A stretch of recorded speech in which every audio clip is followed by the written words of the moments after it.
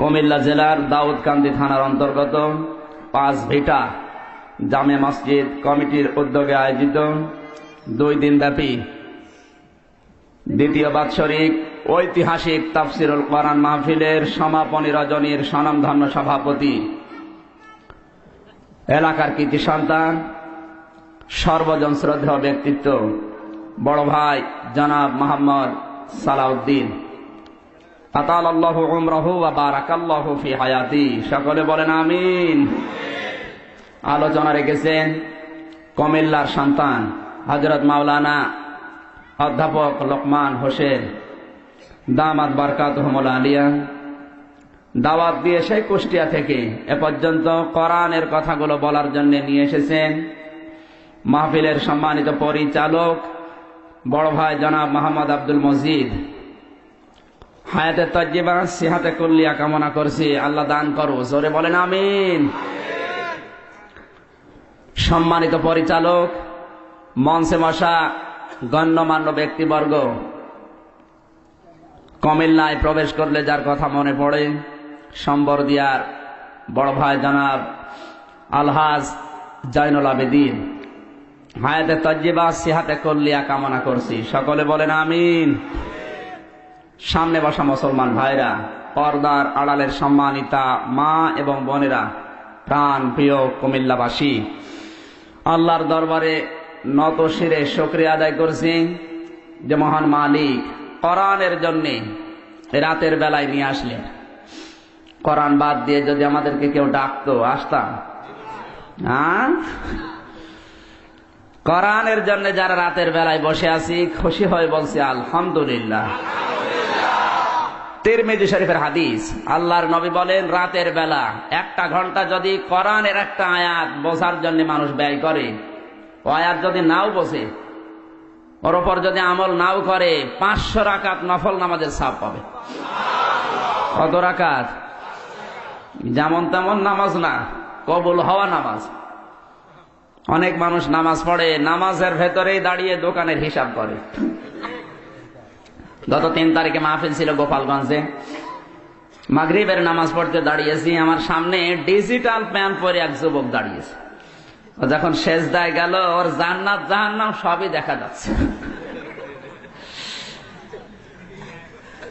নামাজের ভেতরে হঠাৎ কে যেন কল দিয়েছে, ডান হাত দিয়ে মোবাইল বের করে বলছে, হ্যালো আমি নামাজে আছি, পরে কথা বলে। চিন্তা করলাম আল্লাহ এ কি করে। নামাজ শেষ করে বললাম ভাই দাঁড়ান, এই নামাজের ভেতরে কল এসেছে আর আপনি বললেন হ্যালো আমি নামাজে আছি।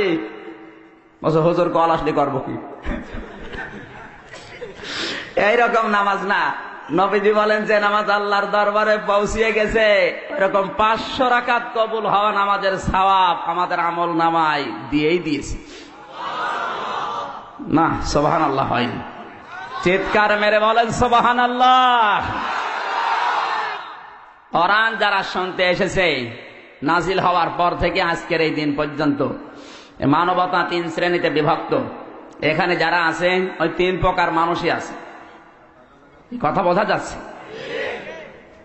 1 নাম্বার, এই কোরআনের আওয়াজ শোনার পরে যারা বাধা দিয়েছিল, আল্লাহ রাব্বুল আলামিন বলেন ওয়াকালাল্লাযীনা কাফারু লা তাসমাউ লিহাযাল কুরআন ওয়ালগাউ ফীহি লাআল্লাকুম তাগলিবুন। জোরে বলেন আল্লাহু আকবার।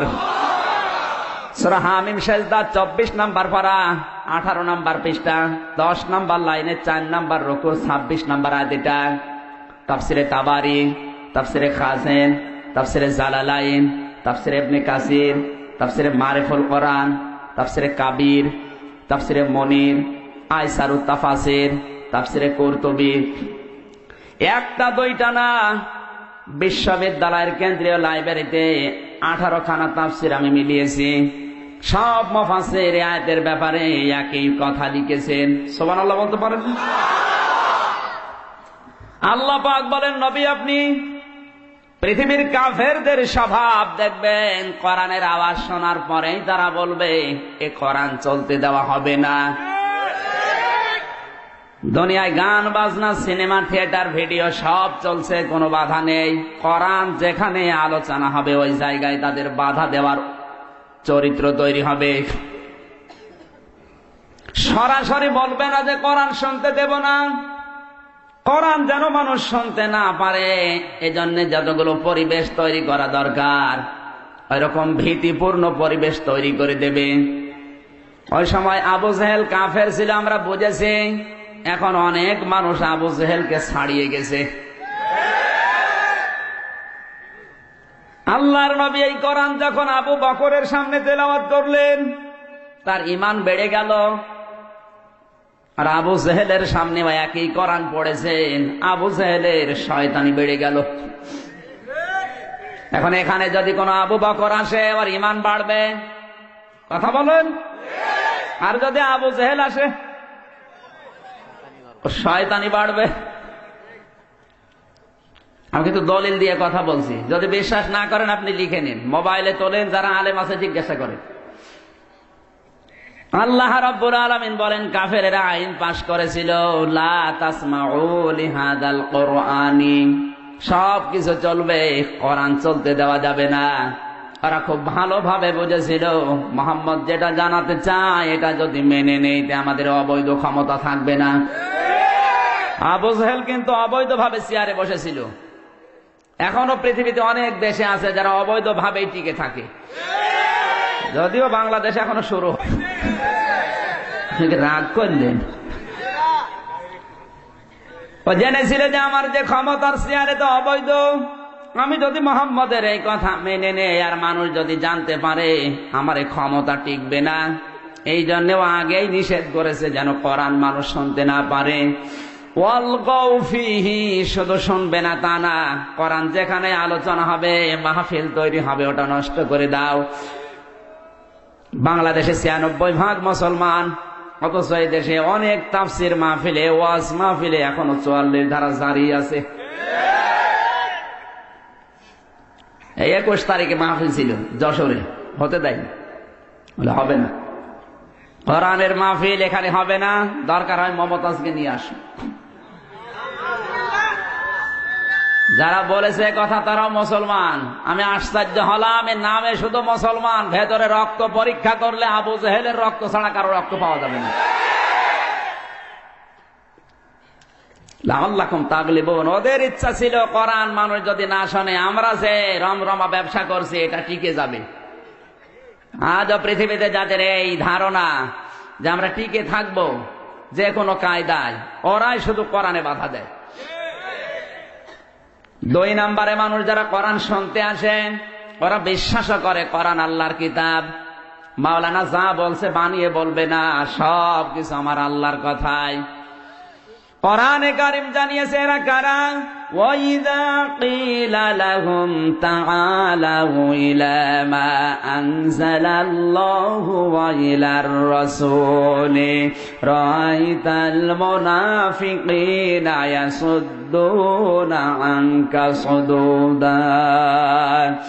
সূরা নিসা ৫ নম্বর পারার ৭ নম্বর পৃষ্ঠার ১ম নম্বর লাইনের ৬১ নম্বর আয়াত। এটা তাফসীরে তাবারি থেকে বলছে, আল্লাহ পাক বলেন ওয়া মানে এবং ইদা মানে যখন, কিলা মানে বলা হয়, তাআল মানে আসো, ইলা মানে দিকে, মা মানে আনজালাল্লাহ মানে আমি আল্লাহ নাজিল করেছি, ওয়া ইলার রাসূলি আমার রাসূলের আদর্শের দিকে আসো।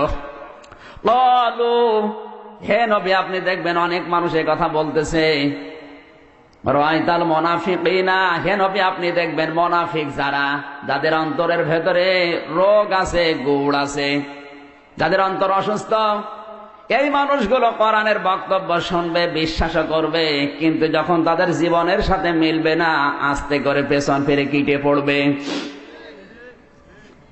আমার মনে হয় বাংলাদেশে এই প্রকার মানুষ বেশি। কোরআন বিশ্বাস করে ১০০%, আল্লাহ নাজিল করেছে, যা আছে সব সত্য কথা, শুনতেও আসে মাহফিল, যখন দেখে যে কথাগুলো তো আমাদের জীবনের সাথে মেলে না। কারণ আমি যে রাজনীতি করি এর সাথে কোরআনের আয়াতের মিল নেই, আমি যে সমাজনীতি করি কোরআনের আয়াতের সাথে মিল নেই, আমি তো সুদ খাই কোরআনের আয়াতের সাথে মিল নেই। আমার বউ চলে বেপরদায়, কোরআনের আয়াতের সাথে মিল নেই, আস্তে করে পেছন দিক থেকে কেটে পড়ে। এগুলো টাটকা নির্ভেজাল মুনাফিক। কমের লাইনে একটু হাত তোলেন দেখে, ওই রে মুনাফিক।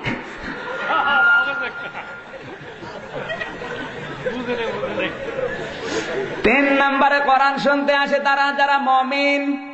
আল্লাহ রাব্বুল আলামিন বলেন, ইন্নামাল মুমিনুনা আল্লাযীনা ইযা যুকিরাল্লাহু ওয়াজিলাত কুলুবুহুম ওয়া ইযা তুলিয়াত আলাইহিম আয়াতুহু যাদাতুহুম ঈমানা ওয়া আলা রাব্বিহিম ইয়াতাওয়াক্কালুন।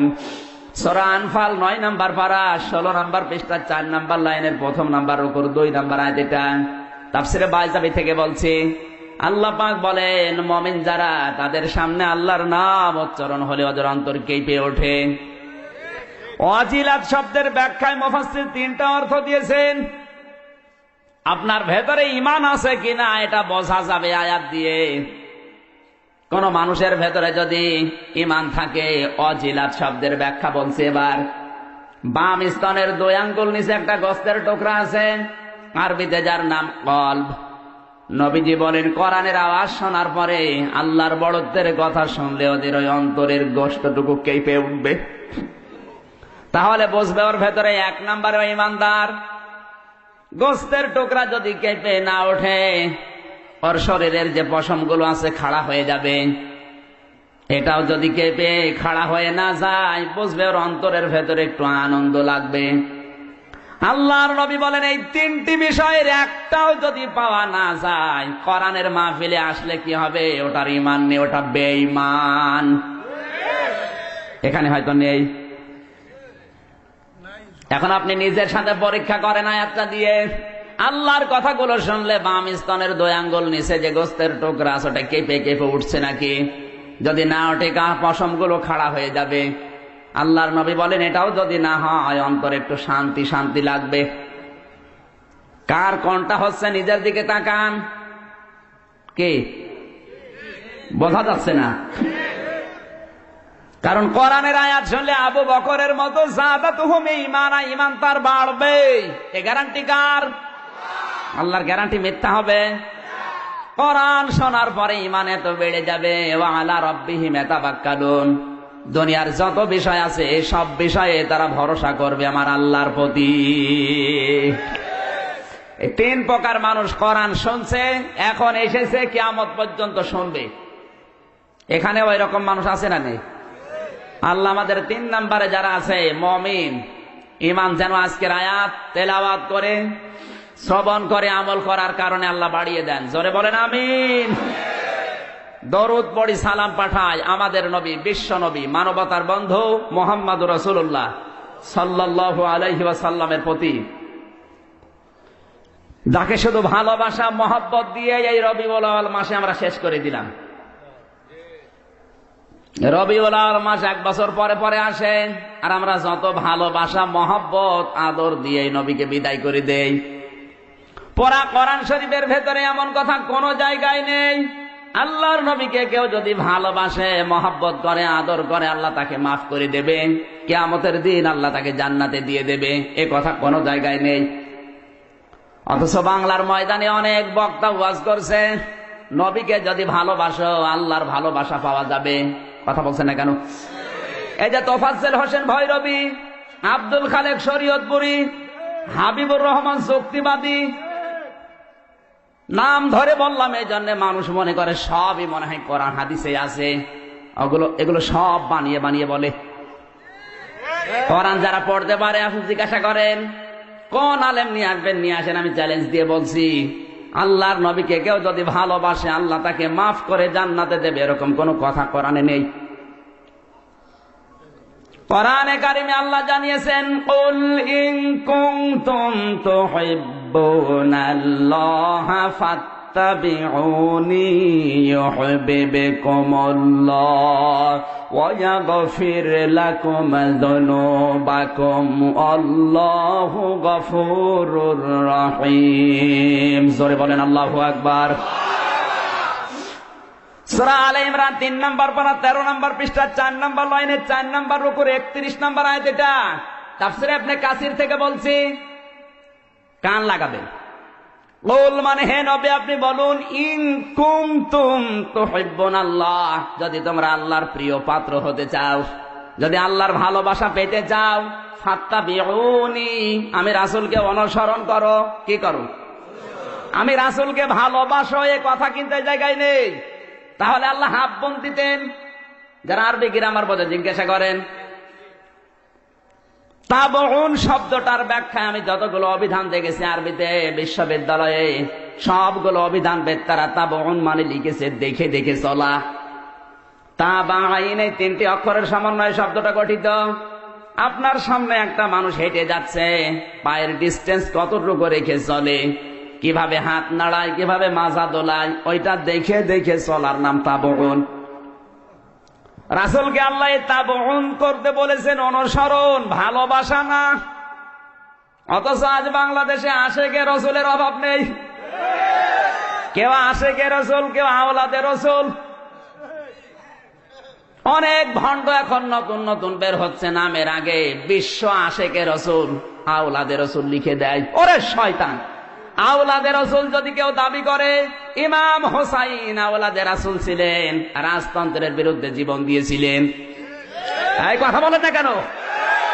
আজ বাংলাদেশের রাজতন্ত্র যারা কায়েম করছে, আপনি যদি আওলাদে রাসূল দাবি করেন, আপনার 1 নম্বরে টার্গেট হবে ইমাম হোসাইনের মতো জীবন দেওয়া। ও সব জায়গায় নেই, শুধু হু হু উনি আওলাদে রাসূল। টাটকা শয়তান এটা। সিটারি করার জায়গা পাও না। আর যত সিটার জোটে এই চট্টগ্রাম বিভাগে, নামের আগে একটা পীর লাগিয়ে উনি বড় আল্লাহর ওলি, বিশাল বড় পাঞ্জাবি গায়ে দিয়ে, জোব্বা গায়ে দিয়ে, পাগড়ি মাথায় দিয়ে, মনে হচ্ছে জান্নাত থেকে পালিয়ে এসেছে। কিছু কিছু মানুষ শুধু পান খায়, মনে হয় পান খাওয়ায় মনে হয় আল্লাহর ওলি। কথা বলেন। সেদিন রংপুর থেকে একটা লোক এসেছে আমার বাড়িতে, বলছে হুজুর মাহফিলের ডেট নেবো। আমি বললাম বা বসেন, আমার ডায়েরি যদি ফাঁকা থাকে আপনাকে দিচ্ছি। চা নাস্তা দিলাম, বিস্কিট দিলাম। বিস্কিটটা নিয়ে মুখে দেবে, না দিয়ে আবার রেখে দিল। মানে খাচ্ছেন না কেন? বলছে হুজুর আমি বেনামাজির হাতে খাই না। এ কি গো? আমি ছোটকাল থেকে নামাজ পড়ি, আমার বউ নামাজ পড়ে। আর এ কি বলে? বলছে হুজুর আপনাকে বলি নাই, এই বিস্কিট যারা বানিয়েছে ওরা হয়তো নামাজ পড়ে না। চিন্তা করলাম আল্লাহ মনে হয় জান্নাত থেকে পালিয়ে এসেছে। এত বড় আল্লাহর ওলি আমার ঘরে, আর আমি কিছু টের পেলাম না। এই দাঁড়ান, এই বিস্কিট কোন বেনামাজি বানিয়েছে এই সন্দেহ করে আপনি খাচ্ছেন না? আপনার শরীরে যে বিশাল পোশাক আশাক, এগুলো কোন বেনামাজি বানিয়েছে? কোন বেনামাজের গার্মেন্টসে তৈরি হয়েছে? এত যদি সফি দাবি করেন, সবগুলো খোলেন, জিনিস বের করে যান। কথা বলেন, সিটারি করার জায়গা পাও না।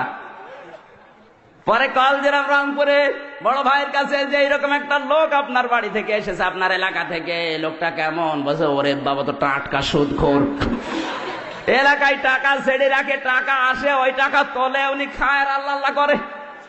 এই কথা বলেন না কেন? এরকম আল্লাহর ওলি আছে না নেই? কুষ্টিয়ার বড় বাজারে যেখানে আমি জমান নামাজ পড়াই, একটা লোক শুধু জিকির করে, কোনো কাজ করে না।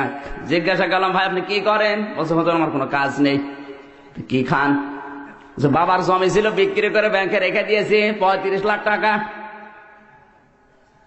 ওখান থেকে প্রতি মাসে মাসে প্রায় 40,000 টাকার মতো লাভ আসে। ওই লাভ তুলি খায়, আর আমি আল্লাহ আল্লাহ করি। আমি ভাবলাম আরে ভাই এত সুদ, এত কবির আগো না। বলছে হুজুর আমি জানি, সুদ খেলে কম হয় আমি জানি, এজন্য টাকা আমার নামে না, টাকা আমার বোন নামে। কত রকমের সিটারি চলছে দেশে গো। আমি শুধু বাজার করে নিয়ে আসি, বউ রান্না করে দেয়, আমি খাই, কোনো গোনা নেই।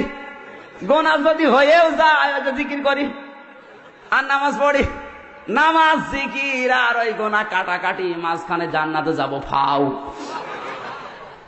এই ধান্দার মানুষ আজ বাংলাদেশে বেশি। কথা বলে ঠিক কিনা? উনি আশেক দাবি করছে রাসূলের, আল্লাহর নবীর কোন অনুসরণ ওর জীবনে নেই। বিশ্ব নবীর একটা মাথা ছিল না, ছিল না? আমাদের আছে না নেই? আল্লাহর নবীর মাথায় চুল ছিল 3 প্রকার। আর এমন মুসলমানও আছে ওর মাথার দিকে তাকালে মনে হয় ব্রাজিল, আর্জেন্টিনা। কাকা কাকা না? আমার মাহফিলে সিলেট অঞ্চলে বেশি থাকে, সিলেট, সুনামগঞ্জ, হবিগঞ্জে। ওখানে সব লন্ডন প্রবাসী বেশি। ওদের চুল কাটার স্টাইল দেখলে শয়তান পর্যন্ত লজ্জা পাবে। এদিকে চুল নেই, এদিকে চুল নেই, মাঝখানেও ফাঁকা, পেছনে বড় বড় চুল রেখে ওই জায়গায় বাড়ির মোবাইল নাম্বার, হোল্ডিং নাম্বার লিখে দেয়। শয়তান দেখে আর চিন্তা করে, আল্লাহ তুমি আমারে শয়তান বানিয়েছ, এ তো আমার চাইতে বড় শয়তান।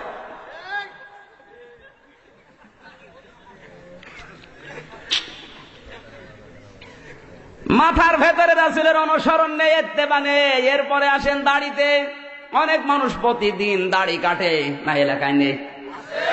দাড়ি যারা কাটে তাদের 2টা ক্ষতি হবে। 1 নম্বরে এই ত্বক নষ্ট হয়ে যাবে, 2 নম্বরে ওদের যৌন শক্তি হারাবে। আপনি দাড়ি কেটে ইয়াং হতে চান? ইয়াং কি আর নিচে নামলাম না?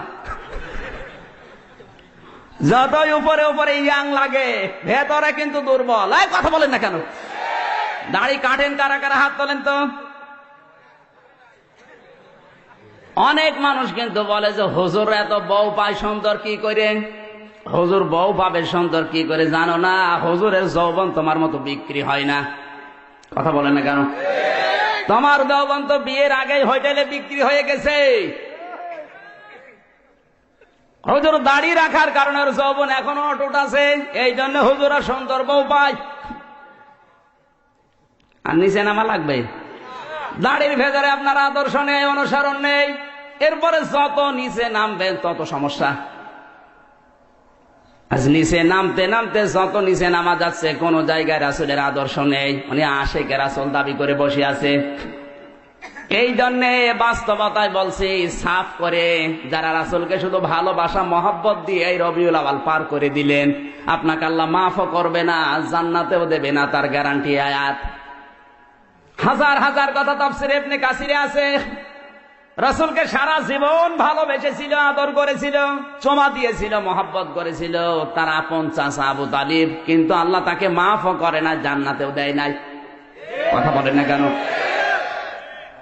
বুখারী শরীফের 2য় খণ্ডে আছে, আবু তালিব নিজের সন্তান আলীর চাইতে বিশ্ব নবীকে বেশি ভালোবাসতো। যেদিন মারা যাচ্ছিল, আল্লাহর নবী আসলেন তার দরজায়, ডাক দিয়ে বললেন, ইয়া আম্মি আবি তালিব কুল লা ইলাহা ইল্লাল্লাহ হাজ্জুল লাকা ইনদাল্লাহি ইয়াউমাল কিয়ামাহ। রাহুল বুখারী। হে চাচা, আপনি শুধু আমার কানের কাছে মুখটা নিয়ে বলেন লা ইলাহা ইল্লাল্লাহ মুহাম্মাদুর রাসূলুল্লাহ, বলা লাগবে না। এতটুকু কথা যদি বলতে পারেন, কিয়ামতের দিন আল্লাহর দরবারে ঝগড়া করে আপনাকে আমি জান্নাতে নিয়ে যাব। পাশে দাঁড়িয়েছিল আবু জেহেল, ডাক দিয়ে বলে, নেতা তুমি পড়বা, সারা জীবন তুমি আমাদের বাপ দাদার ধর্ম মানলে, এখন নতুন ধর্ম ভাতিজা নিয়ে এসেছে, ওইটা মেনে কলঙ্কিত হবে। ও আর পড়ে নাই, এই অবস্থায় মারা গেল। নবীজি মন খারাপ করলেন। সঙ্গে সঙ্গে ফেরেশতা জিবরাইল এসে বলে, হে নবী, আপনি মন খারাপ করেন কেন? ইন্নাকা লা তাহদি মান আহবাবতা ওয়ালাকিন্নাল্লাহা ইয়াহদি মান ইয়াশা ওয়া হুয়া আ'লামু বিল মুহতাদিন। সূরা কসস 20 নম্বর পারা 11 নম্বর পৃষ্ঠা 9 নম্বর লাইনে 6 নম্বর রুকু 56 নম্বর আয়াত। এটা তাফসীরে ইবনে কাসির থেকে বলছি। আল্লাহ পাক বলেন, হে নবী, আপনি মন খারাপ করেন কেন? হেদায়েত তো আপনার হাতে আমি দেই নাই। হেদায়েত আমি আল্লাহ নিজের হাতে রেখে দিয়েছি। হেদায়েত কে পাবে ওটা আমি আল্লাহ আপনার চাইতে বেশি জানি। এজন্য আল্লাহ ইসমে তাফসীলের শিক্ষা দিয়েছেন। এই কথা বলছেন না কেন? আপনার চাইতে আমি বেশি জানি যে হেদায়েত পাবে কে। এই লোকটা আপনার চাচা, আমি জানি। সারা জীবন আপনাকে চোমা দিয়েছে, কলে কাকে নিয়ে পিঠে নিয়ে মানুষ করেছে, আমি দেখেছি। কিন্তু লোকটা তো আপনার অনুসরণ করে নাই। আপনি বলতে বললেন লা ইলাহা ইল্লাল্লাহ, লোকটা কিন্তু বলে নাই। এই জন্য আমি আল্লাহকে মাফও করি নাই। এরপরেও নবীজি আবু তালিবের কবরের পাশে দাঁড়িয়ে দুহাত তুলে দোয়া করে, আল্লাহ তুমি আমার চাচা আবু তালিবকে মাফ করে দাও। সঙ্গে সঙ্গে ফেরেশতা জিবরাইল এসে বলে, হে নবী, হাত নামান। কার জন্য হাত তুলেছেন? মা কানা লিন-নাবিয়্যি ওয়াল্লাযীনা আমানু আন ইস্তাগফিরু লিল-মুশরিকিন ওয়ালাউ কানু উলি কুরবা মিন বা'দি মা তাবায়্যানা লাহুম আন্নাহুম আসহাবুল জাহিম। সূরা তাওবা 11 নম্বর পারা 4 নম্বর পৃষ্ঠা 4 নম্বর লাইনের 113 নম্বর আয়াত। এটাও ইবনে কাসিরে আছে। আল্লাহ পাক বলেন, হে নবী, আপনি কার জন্য হাত তুলেছেন? এই লোকটা আপনার চাচা, আমি জানি। এতে সারা জীবন আপনাকে আদর দিয়েছে, মহব্বত করেছে, আমি দেখেছি। কিন্তু লোকটা তো মুশরিক। কথা বলছে না কেন? কোন মুশরিকের জন্য নবী, এমনকি ইমানদার যদি দোয়া করে, এটা জায়েজ না, শোভনীয় না, উচিত না। এই লোকটা আপনার চাচা, তাই বলে দোয়া করবেন? ওয়ালাউ কানু উলি কুরবা, যদিও নিজের নিকট আত্মীয় হয়, মুশরিকের জন্য নবীর পর্যন্ত দোয়া করা জায়েজ নেই। নবীর দোয়া যদি আল্লাহ ফেরত দেয়, আমির হামজার দোয়া কবুল হবে? অথচ বাংলাদেশে টাটকা মুশরিক মারা যায়, আর আমরা দোয়া করে জান্নাতে দিয়ে আসি। মনে হয় কন্ট্রাক্টরে নিয়েছে। জান্নাত আমার বাবার। ও মনে করে 10টা গরু জবাই করে দিলেই আমার বাবা মনে হয় জান্নাত পেয়ে যাবে। সব ভ্রান্ত ধারণা বাদ দেন। আমি জানাজা পাই না, জীবনে 2টা জানাজা পেয়েছিলাম। আগেই বলেছি এই লোকটা কেমন ছিল, ও কি ইসলামের পক্ষে ছিল না বিপক্ষে ছিল? যদি বলে হুজুর সারা জীবন মিছিল দিয়েছে, হুজুরের চামড়া তুলে নেব আমরা। এই মিছিল শুনলেই বোঝা যায় কোন দলের, ওর আদর্শ কি। তখনই বলি, আল্লাহ সারা জীবন যেভাবে দিন কাটিয়েছে, কবরের ভেতরে সাইজ করবা ওইভাবে। আল্লাহু আকবার। যা, কোন জায়গায় যাবে যা। সারাটা জীবন সিটারি বাটপারি করবা, আরে আমির হামজা দোয়া করে তোমার জান্নাতে দেবে। অত পাগল আমির হামজা না। মুসল্লিরা মনে করে হুজুর মনে হয় দোয়া দরদ অনেক পড়ছে, ওকে দোয়া। হুজুরের দোয়া করাও লাগবে না, নিজের আকীদা ঠিক করেন, দোয়া করাও লাগবে না, এমনিতে আল্লাহ তোমাকে মাফ করে দেবে। এবার প্রশ্ন আসতে পারে, আমার বাবা আজ 30 বছর আগে মারা গেছে, আমার নেতা আজ 40 বছর আগে মারা গেছে, উনি যে মুশরিক ছিল আমি কিভাবে টের পাবো? জানার কায়দা নেই।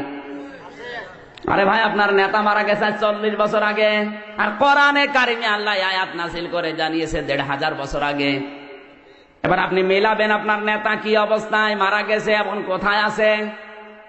কোরআনে হাকিম জানিয়েছে, ওয়া মিনান নাসি মাইয়াত্তাখিযু মিন দুনিল্লাহি আনদাদান ইউহিব্বুনাহুম কাহুব্বিল্লাহ ওয়াল্লাযীনা আমানু আশাদ্দু হুব্বান লিল্লাহ ওয়ালাউ ইয়ারাল্লাযীনা যালামু ইয ইয়ারাউনাল আযাবা আন্নাল কুওয়াতা লিল্লাহি জামিআ ওয়া আন্নাল্লাহা শাদীদুল আযাব।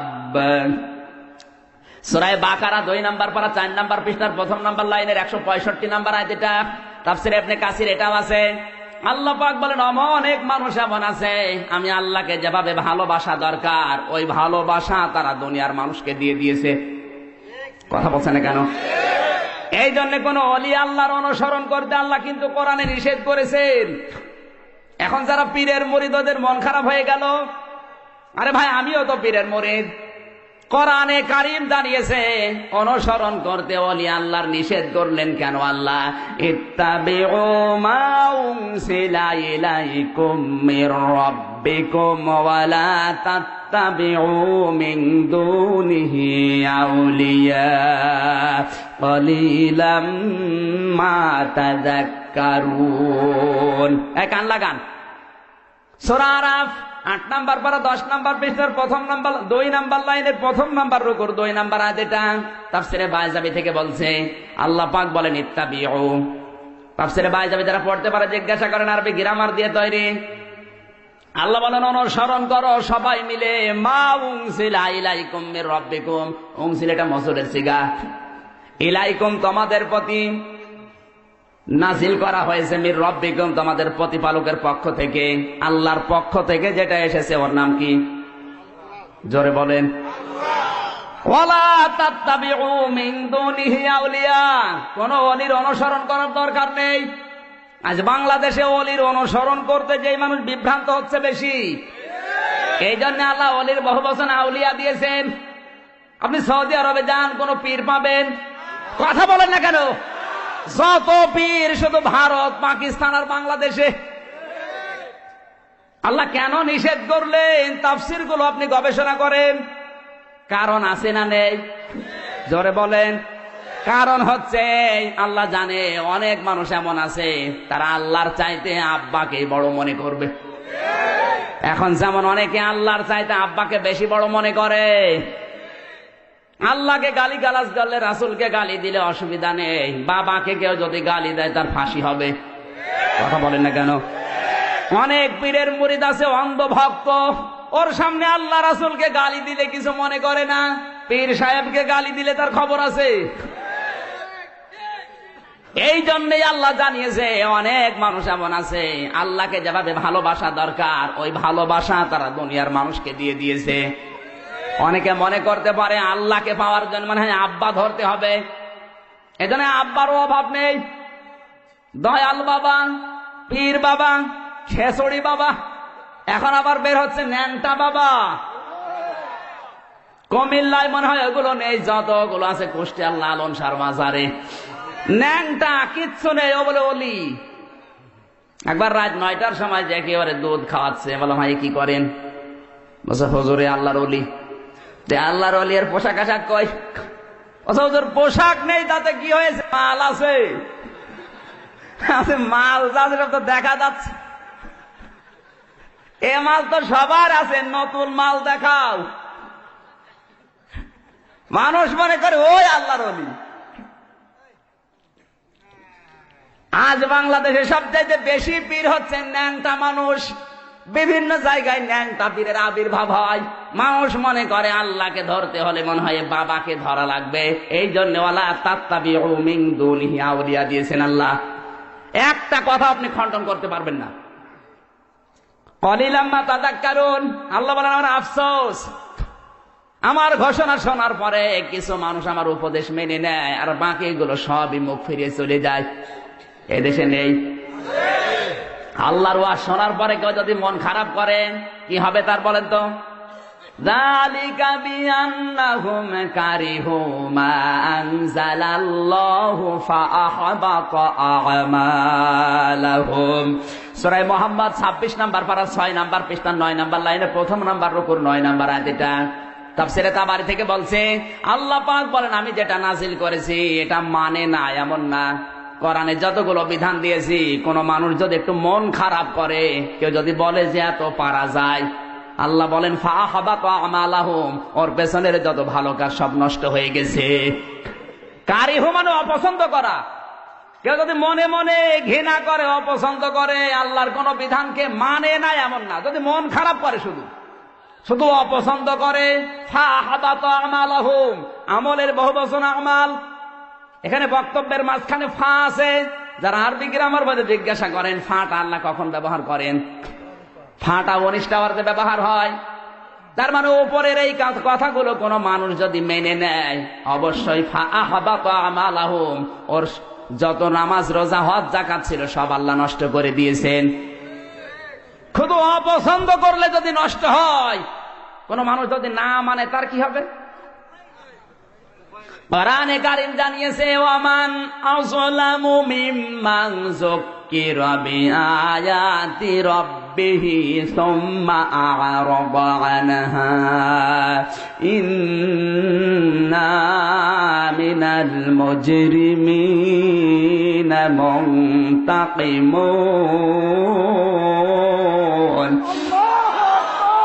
সূরা সেজদা 21 নম্বর পারা 16 নম্বর পৃষ্ঠা 2 নম্বর লাইনে 2 নম্বর রুকুর 22 নম্বর আয়াত। এটা তাফসিরে মনির থেকে বলছে, আল্লাহ পাক বলেন ওয়া মানে এবং মান মানে ওই ব্যক্তি, আসলাম মানে ইসমে তাফসিলের সিগা। এটা দুনিয়ায় কোন ছোটখাটো জালেমের পরিচয় আল্লাহ দেননি। আল্লাহ বলেন সবচাইতে বড় জালেম ওই লোকটা। মিম্মান যুক্কিরা বিআয়াতি রাব্বিহি, যাকে আল্লাহর আয়াত দিয়ে ওয়াজ করা হয়। এখানে ওয়াজ হচ্ছে কার আয়াত? জোরে বলুন। আমি আমির হামজা বানিয়ে বলছি, আল্লাহর আয়াত দিয়ে যাকে ওয়াজ করা হয়। সুম্মা আ'রাদা আনহা, আল্লাহর বক্তব্য শোনার পরে যারা পেছন ফিরে চলে যায়। ইন্না মিনাল মুজরিমিনা মুনতাকিমুন, আল্লাহ পাক বলেন এই সমস্ত মানুষের কাছ থেকে আমি আল্লাহ অবশ্যই অবশ্যই প্রতিশোধ নেবই নেব। আল্লাহ যদি প্রতিশোধ নেয় বাঁচা যাবে? জোরে বলেন। এজন্য আপনি মন খারাপ করবেন, ফিরে চলে যাবেন, আপনার খবর আরো খারাপ হবে। যা বলছি মেনে নেন, কপাল ভালো হবে। রাসূলকে যে কথাটা বোঝাচ্ছিলাম, আল্লাহর চাইতে ভালোবাসা আজ দুনিয়ায় বিভিন্ন মানুষের উপরে আল্লাহর বান্দাদের বেশি। কেউ আল্লাহকে পাওয়ার জন্য বাবা ধরে বসে আছে, কেউ আল্লাহর চাইতে বাবাকেই বড় মনে করে। এজন্য সব জায়গায় শুধু বাবা। কথা বলছে না কেন?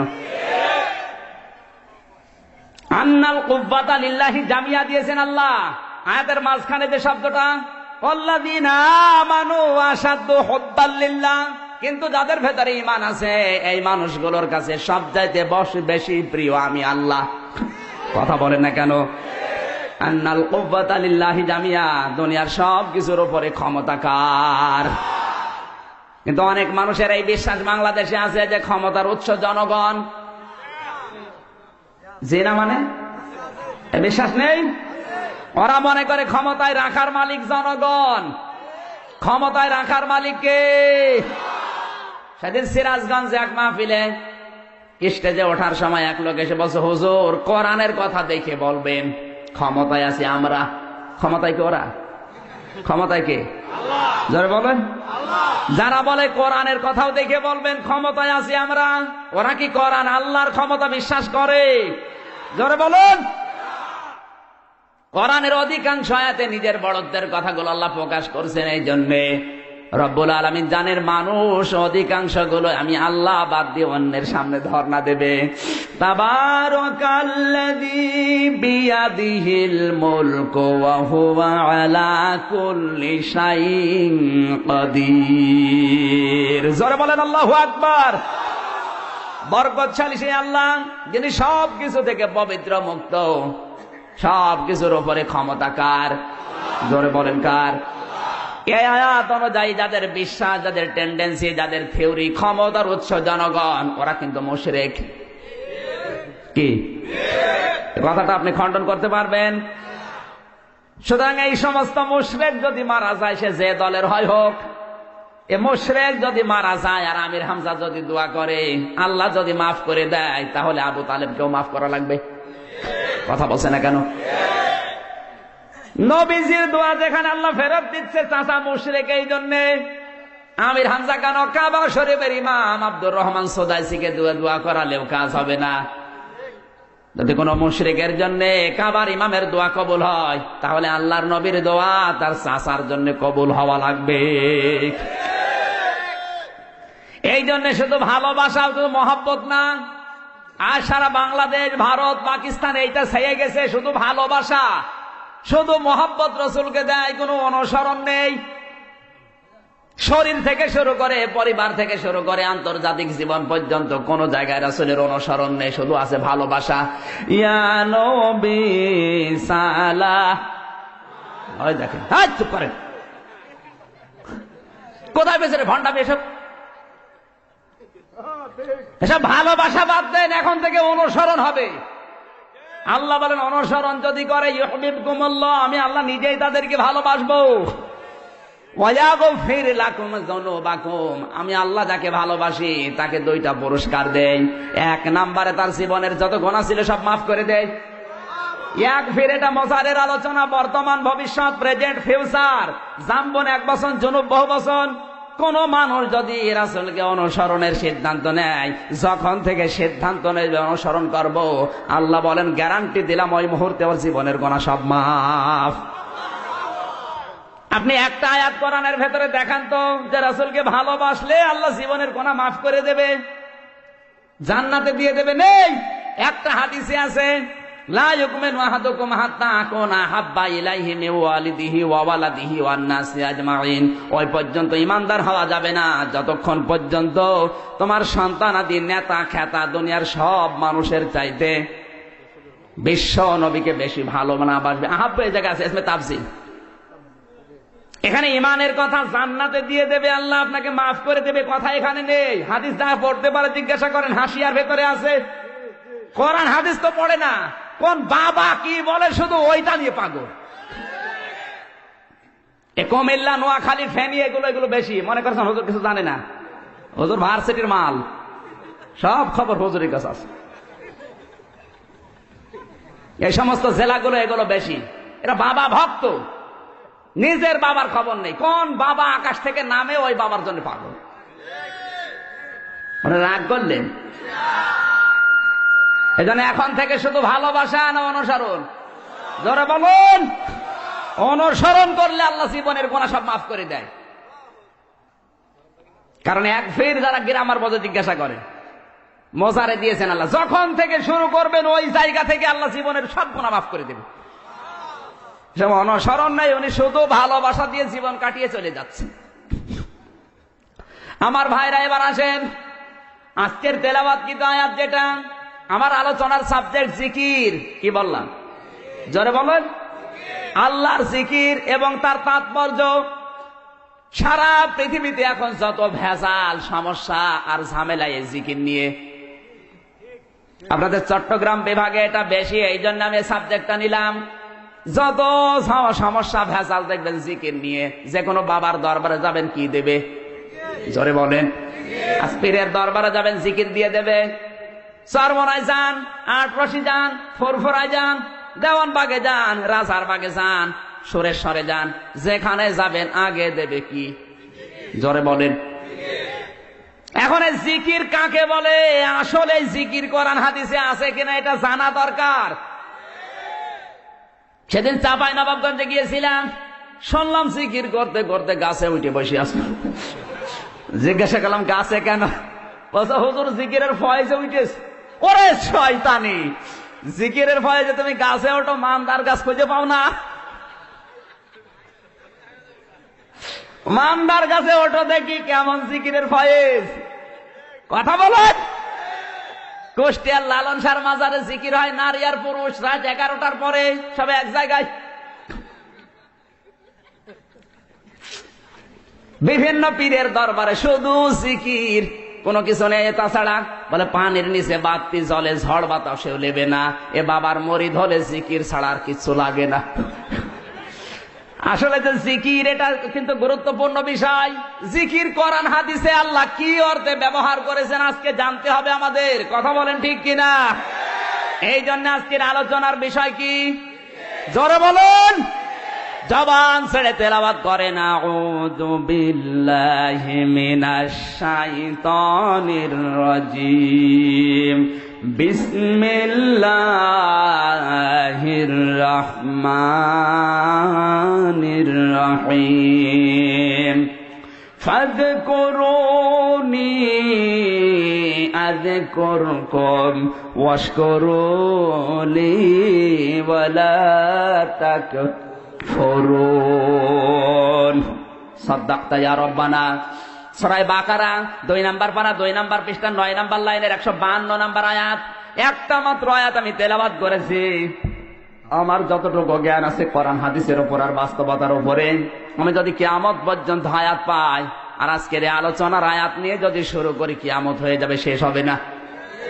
এত কথা আল্লাহর ভেতরে দিয়েছেন। আল্লাহ পাক বলেন ফা, এটা ফায়ে বায়ানিয়া, ফায়ে আত। উযকুরনি, আমাকে স্মরণ করো, আযকুরকুম, আমি আল্লাহ তোমাদের স্মরণ করব। সুবহানাল্লাহ বলতে পারেন নাই? চমৎকার শব্দ আল্লাহ দিয়েছেন, আমাকে যদি স্মরণ করো আমি আল্লাহ তোমাদের স্মরণ করব। ওয়াশকুরুলি, আমার নিয়ামতের শুকরিয়া আদায় করো, ওয়ালা তাকফুরুন, নাফরমানি করো না।